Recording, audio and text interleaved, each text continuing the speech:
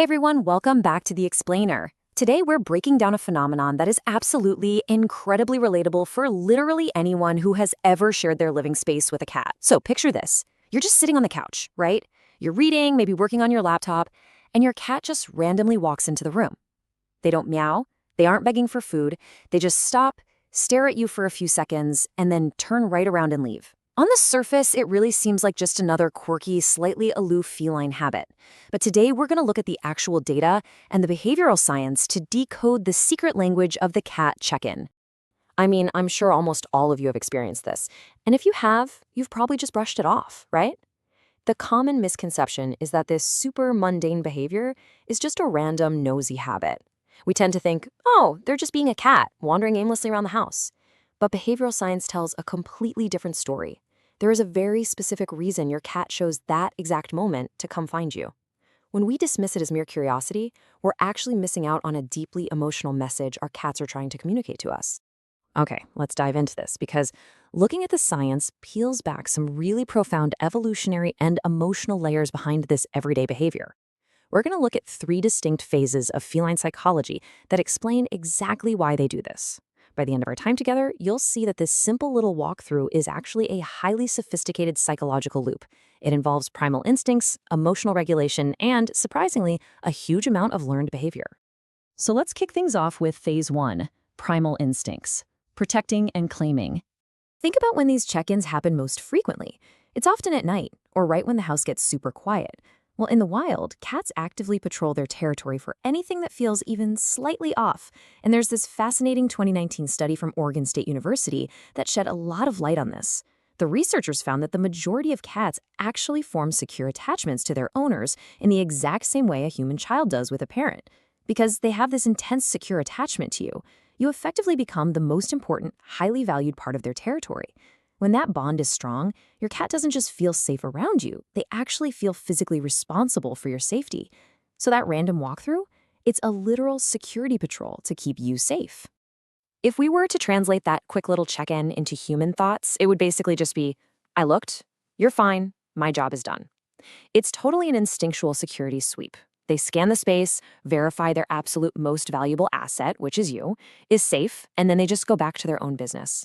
It's an incredibly protective gesture hidden behind a really casual walk-by.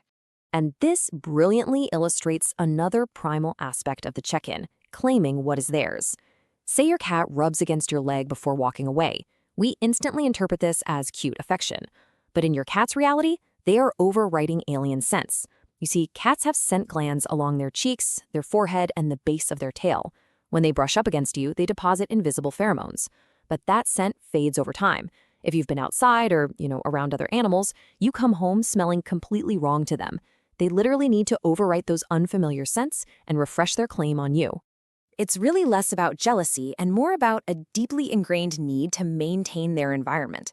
So when they rub against you and strut away all satisfied, they are essentially thinking, all right, the paperwork is updated. They've successfully renewed the claim. The world officially knows you still belong to them. But as we move from primal survival to our next topic, phase two, emotional anchors, sensing and needing. Behaviorists actually refer to this as the secure base effect. What this means is your cat uses your presence as their emotional anchor. Christine Vital's 2019 study at Oregon State tested this directly, and they found that a cat's entire sense of safety is built entirely around knowing you are accessible. As long as they know where you are, they feel perfectly safe doing their own thing. But if there's a really long stretch of silence, or say you've been sitting in one room way too long without making a sound, it triggers this low-level anxiety for them. They literally need to come find you just to reset their nervous system and confirm you haven't left them behind. And it totally goes both ways. They don't just check in for their own anxiety, they check in for yours. According to some really cool findings published in the journal Animal Cognition, cats are incredibly sensitive to changes in your breathing, your posture, and even your voice.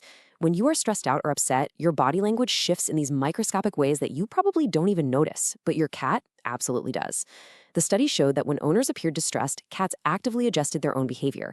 They increased what are called approach behaviors, like moving closer, staying in the room, or just sitting somewhere where they could watch you directly. So think about it. If you've ever had a really rough day and your cat suddenly appears out of nowhere to just sit near you, they are responding to you. They read the room before you even realized you were giving off a vibe. That quiet visit carries immense emotional gravity. It's really their way of offering silent support during a hard moment, essentially saying to you, hey, I notice. I'm here. Now, what's really interesting about this slide is phase 3, the psychological mirror, training and copying. This right here is where instinct bridges with actual learning. Think about what you do when your cat walks into the room. You probably look up, maybe make some eye contact, say their name, or reach down to give them a quick scratch. That totally innocent reaction is the foundation of operant conditioning. It's a core learning principle where a behavior that gets rewarded gets repeated, and your cat figured this out without a single formal lesson. So here is how this whole cycle plays out. Step 1, the cat checks in. Step 2, you react, and any reaction, attention, a touch, even just eye contact, counts as a massive win for them. Step 3, the behavior is reinforced. Every little scratch or time you call their name is basically filed away in their brain. They tested the waters, you responded, and now it's a verified working pattern. They check on you because they care, absolutely, but they also keep coming back because you constantly prove to them that it's actually worth the trip. But wait, this brings us to a massive question, a real chicken or the egg scenario, right? Before the conditioning, before all those little rewards, where did they get the idea to check on you in the very first place? I mean, they didn't just wake up one random Tuesday and invent this routine out of thin air. The answer is something called behavioral mirroring. Cats are intense, meticulous social observers. They pick up on and literally reflect the repeated behaviors of the people they are deeply bonded to, especially behaviors that are tied to attention and closeness. So the crucial point is they learned it from watching you. Yeah, you actually taught your cat this behavior without even realizing you were doing it. Just think about your own automatic habits throughout the day.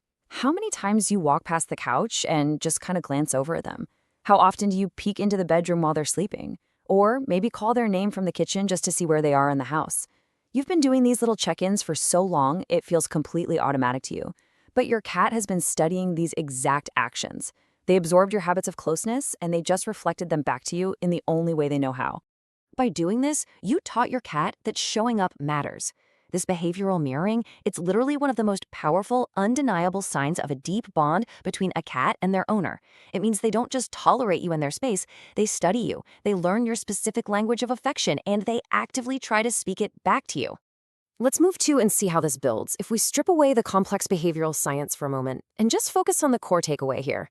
The next time your cat walks into the room, stops, and just stares at you, remember that every single check-in they do is simply an echo of every time you cared enough to look first.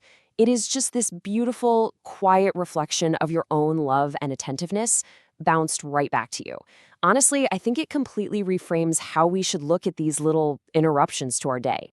So, armed with this knowledge of primal instincts, emotional anchors, and behavioral mirroring, the next time your cat walks into the room, who is really checking in on who? Thanks for exploring the data with me today, and I'll catch you guys in the next explainer.